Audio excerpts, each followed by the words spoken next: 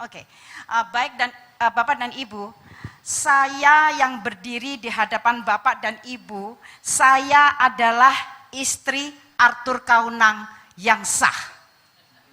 Kenapa Bapak dan Ibu? Ini selalu saya sampaikan dimanapun saya berada, saya harus menyampaikan hal ini karena di dalam 29 tahun Pak Arthur melakukan hal yang sungguh tidak berkenan di hadapan Tuhan. Ada 64 wanita di dalam kehidupan Pak Arthur. Bapak dan Ibu, saya yang berdiri di hadapan Bapak dan Ibu, saya bukan sedang bercerita. Tetapi saya sedang bersaksi. Kalau orang sedang bercerita, pasti yang buruk-buruk ditutupi. Tetapi saya sedang bersaksi. Kalau bersaksi, kami sedang menelanjangi iblis, tetapi tujuan yang utama yaitu memuliakan Tuhan kita, Yesus Kristus. Amin. Jadi Bapak dan Ibu, kalau saya bisa berdiri saat ini di hadapan Bapak dan Ibu dengan badan yang sehat, itu semua karena kasih karunia Tuhan. Bagaimana selama 29 tahun Pak Arthur melakukan hal yang sungguh sangat biadab. Mohon maaf, tetapi Bapak dan Ibu perlu ketahui bahwa Pak Arthur sekarang sudah beradab. Amin. Jadi kenapa saya katakan Pak Arthur sekarang sudah beradab? Dari biadab menjadi beradab karena sudah ditangkap oleh Tuhan dan sekarang dirinya, hidupnya hanya untuk melayani Tuhan, melayani dan melayani Tuhan sepenuh waktu. Beri kemuliaan untuk Tuhan. Jadi Bapak dan Ibu, wanita mana yang tidak merasa sakit hati atau merasa marah kalau dibuat menjadi bukan saja dianiaya seperti binatang, tetapi juga dikhianati. Jadi saya bukan saja menerima pengkhianatan dari Pak Arthur, tetapi sekaligus he abuse me. Dia juga menganiaya saya. Karena penganiayaannya saya katakan benar-benar biadab, karena dia bukan saja memukul saya atau menendang saya, tapi dia sekaligus juga menginjak-injak sampai tulang di dada saya sini patah. Dan saksi hidupnya adalah Rudy Salam. Beliau adalah kakak dari bintang film terkenal Roy Martin. Karena saya di Jakarta bertetangga persis di depan rumah Mas Rudy Salam. Jadi ketika kejadian itu terjadi dan pada waktu itu yang memberi pertolongan pertama adalah keluarga dari Rudy Salam. Ketika itu saya tidak tahu apa yang menjadi pikiran dari Pak Arthur, tiba-tiba saja dia memukulin saya, bukan saja memukuli, menendang, bahkan menginjak-injak sampai tulang di dada saya sini patah. Itu saya benar-benar pada waktu itu dibawa oleh keluarga dari Pak Rudy Salam ke rumah sakit UKI Cawang, dan di sana saya mengalami koma selama hampir 2 bulan. Dan kenapa saya sampai koma? Ketika saya sadar, saya menanyakan kepada dokter yang menangani saya, dan Pak dokternya memberitahukan bahwa melalui foto ronsen tulang yang di dada saya yang patah sini menusuk ke paru-paru. Itu yang membuat I almost die. Itu yang membuat saya hampir meninggal dunia. Kemudian hal kedua yang dilakukan oleh Pak Arthur yang saya katakan ini benar-benar sangat fatal, yaitu ketika saya hamil anak kedua, Genesis, dan kehamilan saya mencapai umur hampir 7 bulan, tiba-tiba Pak Arthur yang sudah lama meninggalkan saya, karena begini, dalam 29 tahun, Pak Arthur pernah meninggalkan saya 2 tahun, kemudian kembali lagi. Dan pernah meninggalkan saya hampir 5 tahun, kemudian kembali lagi. Dan yang paling fatal ketika dia meninggalkan saya 10 tahun dan akhirnya kembali lagi. Bapak dan Ibu, itu semua saksi hidupnya adalah anak-anak saya sendiri. Karena mereka melihat dengan mata kepala mereka sendiri bagaimana Pak Arthur menganiaya saya di hadapan anak-anak saya. Itu yang membuat anak-anak saya mengalami kepahitan yang luar biasa. Dan apakah Bapak dan Ibu dengan kami mengalami kehidupan anak-anak yang mengalami kepahitan yang luar biasa, apakah saya justru membuat anak-anak ini menjadi semakin pahit? Itulah tugas saya sebagai seorang ibu untuk bagaimana membuat anak-anak ini mengalami pemulihan. Karena hatinya sudah terluka luar biasa. Jadi Bapak dan Ibu, ketika saya mengalami keterpurukan ini selama hampir 29 tahun, tidak ada jalan lain bagi saya kecuali saya datang menghampiri tahta kemuliaan Tuhan dengan merendahkan diri dan belajar mendengar suara Tuhan dengan peka. Karena kenapa Bapak dan Ibu, saya berangkat dari seorang Islam garis keras. Saya berangkat dari seorang Muslim yang di dalam satu keluarga diharuskan menjalankan sholat 5 waktu, melakukan sholat duha, melakukan sholat tahajud, menjalankan puasa, harus membaca Al-Quran sampai khatam, yang artinya sampai selesai, 30 juz. Jadi Bapak dan Ibu, kalau kita membaca Alkitab sampai selesai, pasti kita membaca dari Kejadian sampai Wahyu selesai. Tetapi saya ingin beritahukan kepada Bapak dan Ibu, walaupun saya melakukan hukum-hukum Islam secara taat dan setia, tetapi saya belum pernah mengalami Tuhan. Apalagi saya bertemu dengan Tuhan. Dan ketika saya belajar untuk merendahkan diri, menghampiri tahta kemuliaan Tuhan dengan belajar mendengar suara dengan peka, maka saya baru mengerti bahwa jaminan keselamatan hanya ada pada Tuhan kita, Yesus Kristus. Amin. Dan ketika saya mengerti bahwa jaminan keselamatan hanya ada pada Tuhan Yesus Kristus, maka cara saya menyembah Tuhan itu sangat berbeda. Bapak dan Ibu, waktu saya melakukan hukum-hukum Islam, tentu saya melakukan dengan sholat 5 waktu, pasti saya bersujud. Tetapi ketika saya tak mengetahui bahwa Tuhan kita Yesus Kristus adalah Raja di atas segala raja, Tuhan di atas segala Tuhan, maka saya menyembah Tuhan itu dengan bertiarap. Padahal saya nggak tahu pada waktu itu ternyata bangsa Israel kalau menyembah Tuhan itu dengan bertiarap. Saya ingin sampaikan kepada Bapak dan Ibu, kenapa saya bertiarap. Saya benar-benar melakukan dengan bertiarap itu seperti ini Bapak dan Ibu.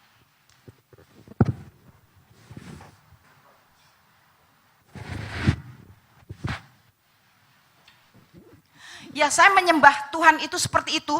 Saya ingin sampaikan kepada Bapak dan Ibu bahwa di hadapan Tuhan we are nothing. Bahwa di hadapan Tuhan kita ini bukan apa-apa. Jadi ketika kita mau merendahkan diri, maka Tuhan yang akan mengangkat kita. Bagi saya untuk bertemu dengan Tuhan itu seperti berperang.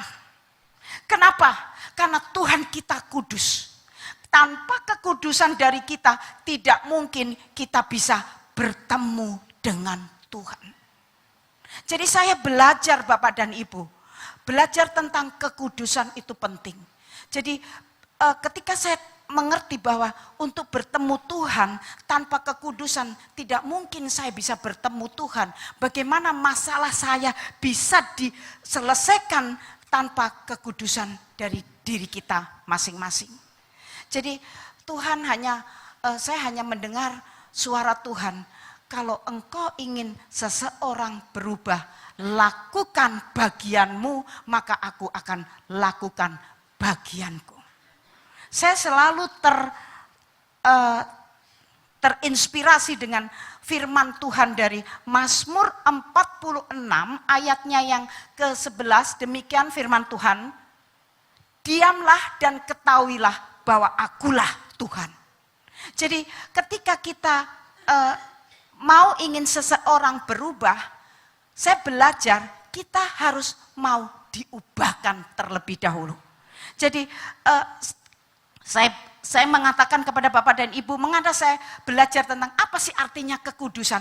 Ternyata artinya kekudusan kita belajar tentang menyalibkan daging kita. Menyalibkan angkara murka yang ada di dalam diri kita, yaitu menyalibkan kemarahan, menyalibkan iri hati, menyalibkan dengki, menyalibkan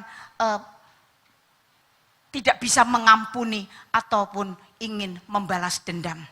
Tanpa kita bisa menyingkirkan semua itu, mustahil kita bisa bertemu dengan Tuhan. Bapak dan Ibu percaya bahwa sampai pada hari ini mujizat masih tetap terjadi? Amin. Saya ingin sampaikan kepada Bapak dan Ibu, di balik mujizat ada ketaatan yang harus dilakukan. Dan untuk belajar tentang ketaatan, kita harus mau bayar harga. Dan saya belajar, apa sih artinya bayar harga? Di mana orang tidak mau lakukan, justru di situ saya mau melakukan. Dan disitulah ketika saya belajar untuk menghampiri tahta kemuliaan Tuhan dan belajar mendengar suara Tuhan, maka Tuhan membukakan surga bagi saya, bagaimana saya harus melakukan prinsip-prinsip kerajaan Allah. Jadi Bapak dan Ibu, belajar untuk menyalibkan daging itu adalah penting. Itulah yang Tuhan mau dalam kehidupan saya dan bapak-bapak dan ibu-ibu semua. Bagaimana kita belajar untuk mengalami transformasi setiap hari. Jadi ketika saya mau melakukan apa yang menjadi kehendak Tuhan, yaitu saya harus mau melepaskan pengampunan kepada Pak Arthur, maka Tuhan melakukan bagiannya. Kenapa Bapak dan Ibu saya harus mau melepaskan pengampunan kepada Pak Arthur? Bukankah kita semua, juga saya pribadi, sudah mendapatkan pengampunan itu terlebih dahulu dari Tuhan? Bagaimana Tuhan kita mau rela disalibkan untuk menebus dosa-dosa manusia hanya untuk mau memberikan keselamatan kepada kita. Lalu apa hak saya untuk menahan pengampunan itu yang Tuhan mau berikan kepada Pak Arthur melalui saya? Jadi kalau saya tidak mau belajar melakukan apa yang menjadi kehendak Tuhan dalam kehidupan saya, maka mustahil saya akan mengalami mujizat. Bapak dan Ibu, ada keinginan dari diri saya ketika saya dianiaya Pak Arthur secara bertubi-tubi, itu pasti ada ya, iblis mulai mengganggu pikiran saya. Karena iblis kalau mau mengganggu itu selalu mulai dari pikiran, kemudian dia masuk ke hati kita. Dan disitulah kita mulai dirusak hati nurani kita. Dan ketika saya mulai ada pikiran untuk membalas dendam Pak Arthur, tetapi karena saya terus belajar untuk bersama anak-anak saya peluk anak-anak saya untuk terus menghampiri tahta kemuliaan Tuhan. Tidak ada hari tanpa saya menyembah Tuhan setiap hari. Supaya Tuhan memberikan hikmat kepada saya dan anak-anak saya dari mulai kecil sampai sebesar itu. Kami baru mengalami pemulihan 11 tahun ini. Dan luar biasa Bapak dan Ibu, ketika kami ada satu pemulihan dalam keluarga, Tuhan membawa kami semakin naik, dan semakin naik. Karena ada ketaatan yang harus dilakukan. Jadi Bapak dan Ibu, sebetulnya kuncinya hanya satu, yaitu kerendahan hati.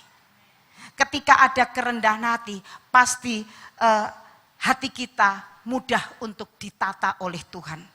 Dan itulah yang Tuhan mau dari setiap kita. Walaupun sesulit apapun, tetapi ketika kita terus memberikan pengharapan kita kepada Tuhan, kemudian kita selalu berserah kepada Tuhan dan belajar untuk merendahkan diri, menghampiri tahta kemuliaan Tuhan setiap hari, maka Tuhan berperkara di dalam setiap kehidupan kita. Dan Bapak dan Ibu, yang tadi saya sampaikan, kenapa saya mengatakan Pak Arthur melakukan hal yang tidak berkenan di hadapan Tuhan secara biadab. Hal kedua yang dilakukan Pak Arthur ketika kehamilan anak saya yang kedua, Genesis Kaunang, dan kehamilan saya mencapai umur 7 bulan, itu tiba-tiba Pak Arthur yang sudah sekian lama meninggalkan kami, tiba-tiba datang. Dan ketika dia datang, saya mengenal betul ini suara suami saya. Ya, dengan keberanian yang Tuhan berikan kepada saya, maka saya datang menghampiri pintu itu dan saya bukakan. Dan ketika saya buka pintu itu, bukan wajahnya yang saya lihat, tetapi tendangan kakinya dengan memakai sepatu boots, sepatu Lars, itu menendang persis ke perut saya. Dan karena ini jarak rumah saya seperti ini, dari pintu menuju ke sana, itu saya yang badannya sekecil ini, kemudian Pak Arthur yang setinggi gede gini menendang saya, itu otomatis saya terpental sini, itu bisa balik lagi ke sana, otomatis saya mengalami pendarahan yang luar biasa. Dan hal ketiga yang paling fatal, ketika Genesis lahir, kemudian Genesis waktu itu umur 1 bulan, dan Tessa, anak saya yang pertama, Tessa Kaunang, mencapai umur 1 tahun, tiba-tiba Pak Arthur yang sudah lama meninggalkan kami, dia datang kembali.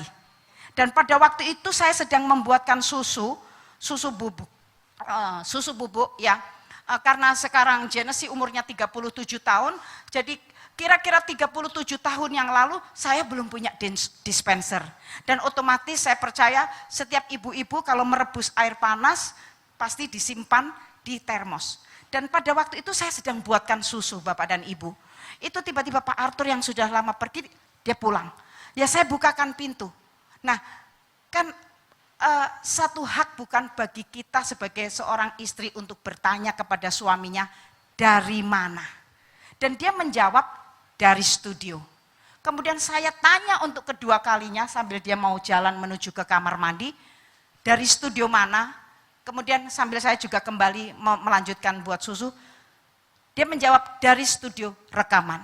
Kemudian saya masih, karena saya belum puas, saya bertanya sekali lagi untuk ketiga kalinya. Nah ini yang saya coba belajar, kebanyakan wanita-wanita, tapi saya percaya bukan wanita di sini, itu suka bawel ya, suka tidak pernah puas untuk bertanya kepada suaminya sampai pertanyaannya itu dijawab memuaskan dirinya. Jadi Bapak dan Ibu, saya belajar secara psikologi, secara ilmu kejiwaan, ternyata laki-laki paling tidak suka disudutkan dengan pertanyaan demi pertanyaan. Kalau orang Jawa bilang, wes koniku menengoai, gitu. Jadi saya belajar mengenai hal ini Bapak dan Ibu, karena ketika saya terus bertanya kepada dia dan saya merasa belum dipuaskan jawabannya, maka untuk ketiga kalinya saya bertanya, dari studio rekaman mana? Lalu dia menjawab, dari studio rekaman Billboard. Nah ini studio Billboard ini adalah studio rekaman yang cukup terkenal, terbesar di Jakarta pada waktu itu. Lalu saya bisa spontanitas menjawab, hah? Dari studio rekaman Billboard? Sambil saya melihat dia mau masuk ke kamar mandi, saya lanjutkan membuat susu. Kemudian, kamu tahu Art, saya bisa talk back. What is? Bisa apa ya? Iya, talk back. Bisa berbantah gitu ya kepada dia. itu maaf ya Ibu, Bapak dan Ibu, bukan saya nggak ngerti gitu ya, bahasa Indonesianya masih di sana, saya masih di awan-awan gitu ya. Jadi saya bisa berbantah seperti ini. Dari studio rekaman Billboard, kamu tahu Art? Nah, saya kalau memanggil suami saya dengan namanya Arthur, Art. Kamu tahu Art? Semua studio di Indonesia, ketika kamu pergi meninggalkan aku, sudah aku cek, sudah aku coba hubungi. Dan studio Billboard mengatakan bahwa kamu sudah 4 bulan tidak pernah menginjak studio Billboard. Dan Bapak dan Ibu, ketika dia mendengar saya mengatakan hal itu, dia yang tadinya mau masuk ke kamar mandi, bisa berbalik arah menghampiri saya, dan termos yang berisi air panas itu diangkat oleh dia dan disiramkan langsung ke kepala saya sini sampai geger saya ini loh, sampai geger saya tuh melonyot, melepuh. Nah, otomatis karena saya kepanasan, saya menjerit sekuat tenaga saya teriak, saya lari ke kamar mandi, karena pada waktu itu kamar mandi saya berbentuk kolam, ya saya angkat badan saya nyebur di situ dengan saya teriak sampai histeris. Dan disitulah Pak Arthur meninggalkan saya 10 tahun baru kembali. Bapak dan Ibu, apakah ketika saya mengalami hal ini ada keinginan dari diri saya untuk membalas? Sama sekali tidak. Kenapa Bapak dan Ibu? Karena saya takut kepada Tuhan. Bukankah di firman Tuhan dikatakan, diamlah dan ketahuilah bahwa akulah Tuhan. Jadi saya belajar untuk menghampiri tahta kemuliaan Tuhan dengan membawa anak-anak saya semua untuk belajar, biarlah kehendak Tuhan yang jadi, bukan kehendak saya. Dan ketika saya mau melakukan apa yang menjadi kehendak Tuhan, saya harus terus melepaskan pengampunan demi pengampunan, maka kuasa Tuhan bekerja. Karena yang artinya pengampunan berarti kita harus melupakan secara total. Kalau kita tidak melakukan firman Tuhan dengan sepenuh apa yang Tuhan inginkan, maka Tuhan pun, kuasa Tuhan tidak akan pernah bekerja. Jadi belajar untuk semuanya itu kita harus mau bayar harga. Kalau kita semua tahu dong, kita kan orang-orang Surabaya. Aku yo arek Surabaya kok. Rasanya pengen tak pateni ae wong koyo ngene. Iya dong Bu, saya juga pada waktu itu, pada waktu saya dilakukan penganiayaan seperti itu, umur saya masih 23 tahun. Saya juga enggak jelek-jelek amat. Saya bisa dong punya pikiran, lah opo ngenteni wong koyo ngene, tak kawin ae maneh. Iya dong. Tapi karena saya Bapak dan Ibu, karena kita terus belajar untuk menghampiri tahta kemuliaan Tuhan, maka Tuhan memberikan kita satu hikmat. Dan disitulah saya belajar untuk satu ketaatan. Dan ketika kita mau melakukan apa yang menjadi kehendak Tuhan, yaitu saya harus mau melepaskan pengampunan kepada Pak Arthur, maka kuasa Tuhan bekerja. Kuasa Tuhan bekerja tidak setengah-setengah. Tuhan melepaskan Pak Arthur dari belenggu roh persinahan dan perselingkuhan dan kekerasan di dalam rumah tangga, dan sekaligus Tuhan melakukan kuasanya, yaitu Tuhan mengembalikan Pak Arthur kepada saya, dan saya sekarang menerima cinta yang sejati dari Pak Arthur. Haleluya, amin.